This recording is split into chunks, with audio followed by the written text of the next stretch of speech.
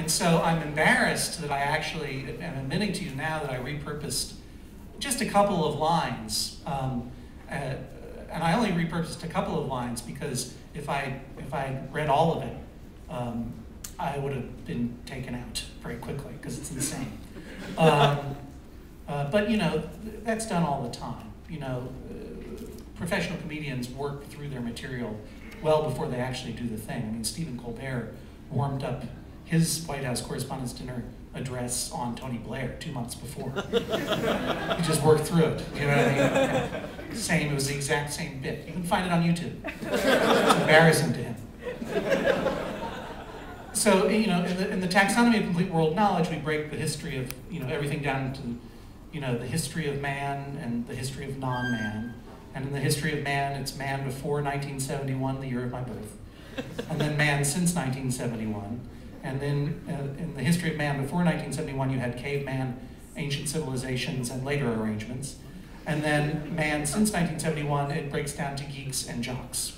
This is the primary thing. And of course, in the geek category, you have every geek you can possibly imagine: Trek geeks or Trekkers, Star Wars geeks, Warsians, Legion of Superheroes geeks, the sufferers of the dread Legionnaire's disease, other comics geeks, aka losers, Buffyists, aka girls, rock music geeks, aka snobs, and then, you know, Star Blazer geeks, blazers, Masterpiece Theater geeks, masties, Jonathan Colton geeks, jokologists, public radio geeks, NPR fuckers.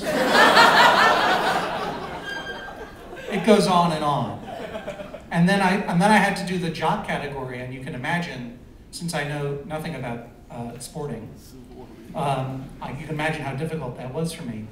And I also wanted to be clear that I was not maligning athletes. And as I wrote here in a footnote to my taxonomy on the inside of this dust jacket, so-called, actual professional athletes are not included in this grouping of jocks. While it is possible that such persons may be as essentially fear-filled and contemptuous as actual jocks, successful athletes tend to be so insulated by thick layers of money, privilege, and actual skill and achievement that they stride across the earth like giants, occasionally stopping to be on television, pick up a check, or murder their wives. But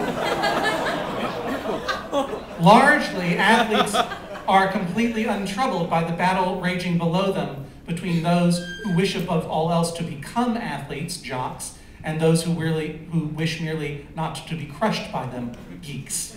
Indeed, an affinity for sports or physical culture has very little to do with jockism. All martial arts practitioners and rugby players, for example, are in fact geeks, affined always to the esoteric. By the same token, for his preoccupation with minutiae, the fantasy baseballist has more in common with the man who dresses up like an orc on weekends than the man who dons the fringed cape and goggles of an actual baseballer. I think that's what they mean. Meanwhile, all so-called hipsters are actually jocks who want to be geeks but are afraid to admit it. This interior struggle manifests itself awkwardly and outwardly in the adoption of a different kind of sporting uniform, but one that is as carefully regulated as the length of a baseballer's cape, and distinguished by the jockist's endemic cringing cynicism.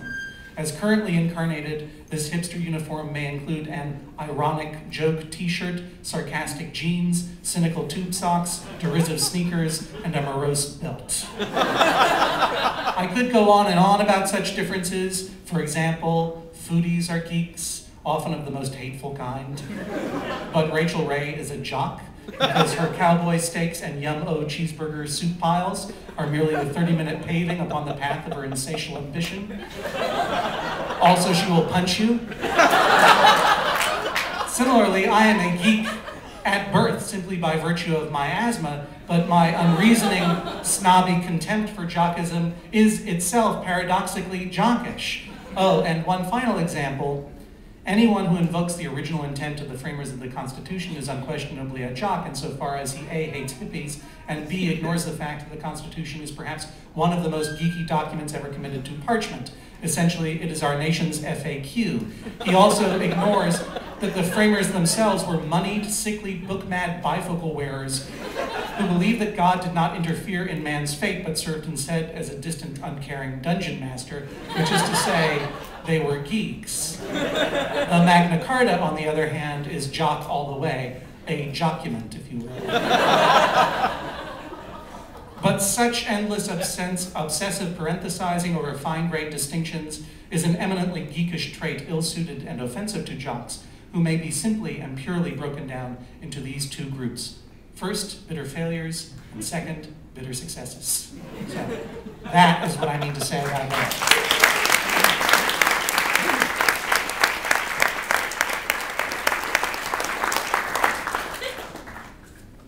An offended jock. I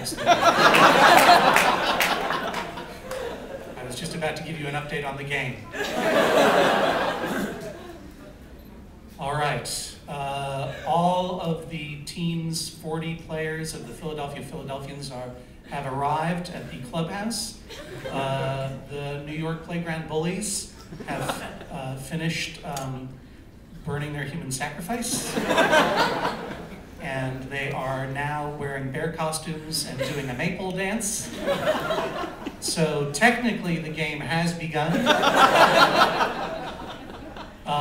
And in a moment they will start digging the tunnels under the field for the sabotage pits. So score is still 0-0, 0-0, or love, love, as they say in baseball.